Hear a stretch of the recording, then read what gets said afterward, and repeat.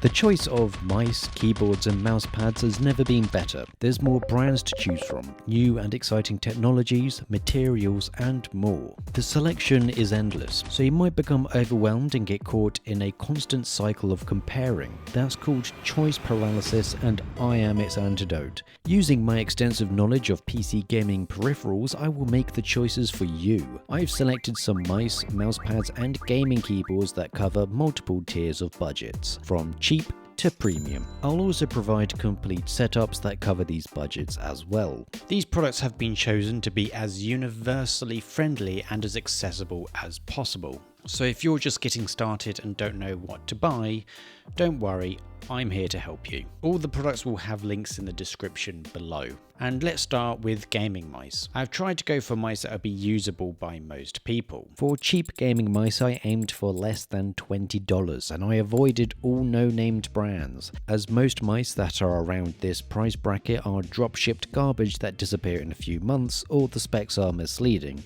Believe me, I've bought a lot of garbage. The SteelSeries Prime is a very cheap mouse that costs under $20, and if you spend a few dollars more, you can get a version with an OLED screen underneath it. I don't know why this is so cheap at the moment. Maybe SteelSeries is dumping stock, but it has optical magnetic switches, a decent sensor, and a respectable weight of around 71 grams. There are other options which do cost a bit more, like the Death Adder Essential or Logitech G203, but for the current price of the Prime, it is the superior choice, and honestly, I'd recommend buying it regardless of your budget, as it's a cheap mouse that you can use as a spare. The mid-tier price range has shifted massively since I last did a video like this, as Chinese manufacturers have blessed us with bargains powered by the Red Sun. This has made a lot of expensive mice look stupidly overpriced, as you can get some incredible mice for around just $50. My pick for this is an Incot G23, which I recently reviewed. There's a full video that compares it to the $160 Superlight 2, which might show up in the top right of the screen now.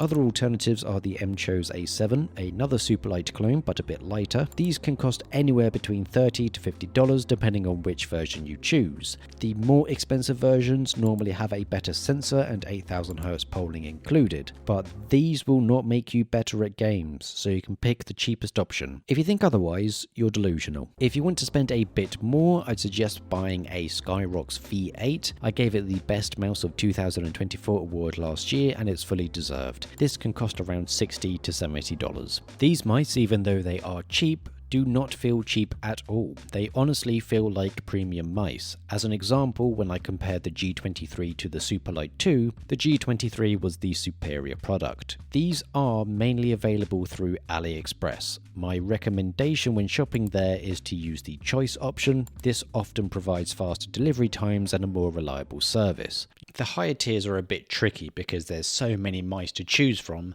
so I went for some of the best and ones that I felt were the most reliable. For this, I'd recommend the Death Adder V3 Pro Hyperspeed. It costs around $100 max, but one thing to note, it is a bit smaller than the standard Death Adder V3 Pro. However, it's probably one of the best all-round mice at this price range. Another great option is still the Lamzu Atlantis for claw and fingertip grip. They cost around $95, or if you can stretch the budget, I'd suggest a Maya X, which is a great mouse for most, if not all, grip types. If you're wanting the best performance that you can get and don't mind a cable, then the XM2 8K and OP1 8K are the best choices here. These both cost around $85. Bear in mind, if you suck with these mice, you really have to accept that you aren't hindered by hardware anymore, but I guess you'll just go back to saying it's your teammate's fault. For the premium tier, I think there's only one mouse that I'd personally recommend, and for me, it's the Razer Viper V3 Pro. I think out of all the mice that I've tried, this thing is the most complete product out of them all. Everything on this mouse is incredible. The feet, switches, scroll wheel, coating, performance, just everything is great. It retails for around $160, so it is an expensive mouse, but I think it is worth it. Mouse pads are in a bit of a weird state right now, especially the cheap to mid-range ones, as they are filled with drop-shipped slop with dumb names with misleading product images. There's a load of finer details that go into picking the right mousepad, but the ones I've selected are great for those that are just getting started. For the cheap version, I would go for a quick large, which is around $15. This is a decent sized mousepad for the price, however it is a bit thin at about 2mm, but it's cheap. You can always get the greatest mousepad of all time for a bit more money. The quick heavy is 6mm thick. This bad boy can double up as a life raft, and it's incredibly durable. Believe me, if you're wanting something reliable that can take a bit of abuse, this is the one to go for. This can cost around $24. Just like the Quick, it's a slower speed mousepad, so it's best for games like Valorant or CS2. There's also some decent mousepads from ATK through AliExpress. It's worth checking out something like the ATK Sky Pro, which is a great all-around mousepad and costs less than $20.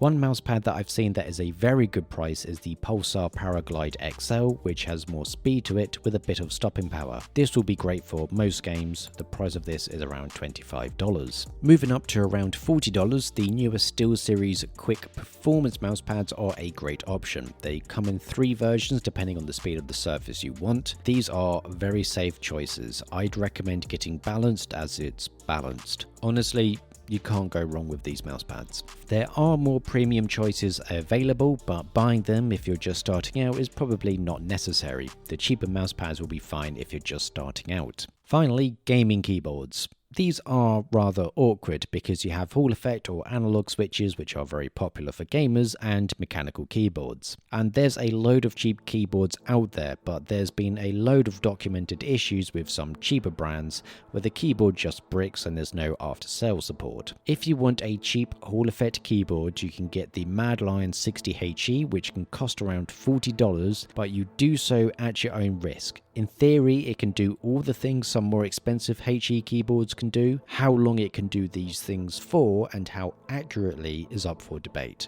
And there's been many reports of people having issues with their keyboard just bricking and suddenly stop working. This can also apply to other cheaper and unknown keyboard brands as well. I'd suggest that if you're on a budget, pick up a cheaper mechanical keyboard. A HE keyboard isn't going to make you better at games, it's more of a quality of life improvement. For cheaper options, Keychron are a brand that are trustworthy. A C3 Pro is a great option which costs less than $50. There's also Keychron sub-brand called LemoKey, and they have an X4, which is a mega cheap mechanical keyboard as well, for less than $25. Moving up to the mid-range, this would be around $100. I'd suggest picking up a Drunk Deer keyboard. They only do Hall effect keyboards, and they have some of the better software as well that doesn't get you lost in a load of numbers, pages, and poorly translated sections either. Another option which is highly recommended is the Fun 60 from Monsgeek, which a lot of people highly recommend as well, even though I haven't personally tried it. The prices of these vary between $50 to $90 depending on which one you go for, and it has all the integral functions that I'd want in a 60% keyboard like mod tap. Now I'm just going to jump to the premium tier. The Asus Falchion Ace HFX is a great plug and play Hall effect keyboard. It's one of the best Hall effect keyboards I've used completely stock, and you get a load of on-keyboard functionality, so you don't need to install any software for it. This keyboard really surprised me when I first used it because I didn't expect it to feel as good as it does. It's a high quality product that I recommend. I think the recommended retail price is around $200, but over the past few months it's been at an average of $150, which I think is a fair price for it and the maximum that I would pay.